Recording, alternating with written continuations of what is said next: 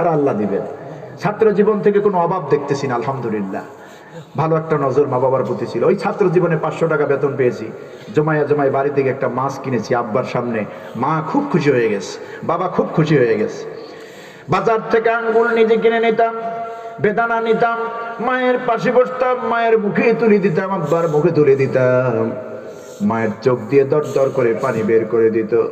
আমার বন্ধুগণ, এই শীতের সিজনে আপনার মায়ের জন্য একটা দামি কম্বল যদি কিনে দেন, ভালো একটা খাটের ব্যবস্থা করে দেন, ভালো পোশাক পরায় দেন, নিজে মায়ের মাথার চুলগুলি আশ্রয় দেন, বাবাকে গোসল করায় দেন, আল্লাহ রাব্বুল আলামিনের আরশে আজিম খুশি হয়ে যাবে।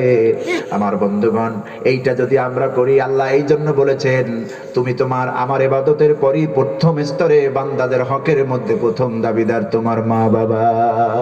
বাকিগুলি আর বলতে পারলাম না, ভবিষ্যতে আল্লাহ সুযোগ করলে বলবো ইনশাআল্লাহ। আর এই বিষয়ে আলোচনা আমার ইউটিউবে আছে, আপনারা দেখে নেবেন। আল্লাহ